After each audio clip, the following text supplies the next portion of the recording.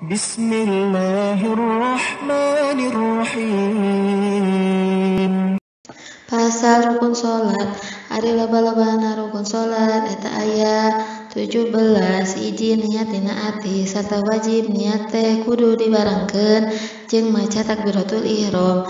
Kadua maca takbiratul ihram nyaeta lafaz Allahu Akbar. Katilu nangtung mungguh jalma anu bisa nangtung dina salat fardu. Kaopat maca Fatihah. Kalima ruku kagenep tumanina dina ruku. Katujuh itidal. Kadalapan tumanina dina itidal. Kasalapan sujud dua. Kasapuluh tumanina dina sujud dua. Kasabelas diuk antara sujud dua. Ka-12 tumanina dina diuk antara sujud dua. Ka-13 maca tahiyat akhir anu ditungtungan ku awe salam. Ka-14 tumanina dina diuk keur maca tahiyat akhir. Ka-15 maca sholawat ka kanjeng Nabi Muhammad sallallahu alaihi wasallam.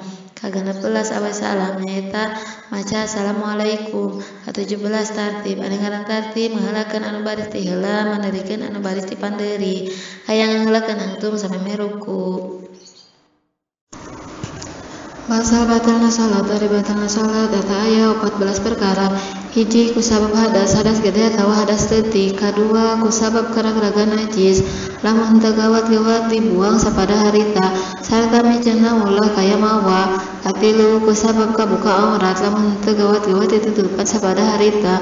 Kaopat kusabab ngomong ku aksara dua sanajan eueuh hartina atawa aksara hiji lamun aya hartina. Kalima sakur-sakur perkara anu madlang ngabatalkeun kana puasa.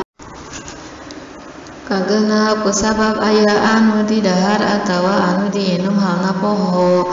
Katujuh kusabab usik 3 kali tuluy-tuluy halna poho.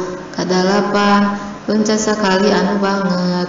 Kasalapan nenggel tarik sakali karena heureuy. Kasapuluh nambahan rukun mangsa pagawean halna dihaja.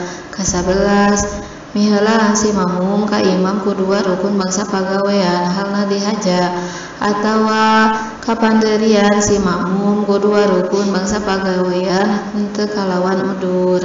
Ka-12 niat magatkeun salat. Ka-13 niat ngagantungkeun pagana salat ku hiji-hiji rupa sanajan anu mustahil datangna. Ka-14 bolak-balik ya dina pagatna salat. Allahumma shalli wa sallim على سيدنا محمد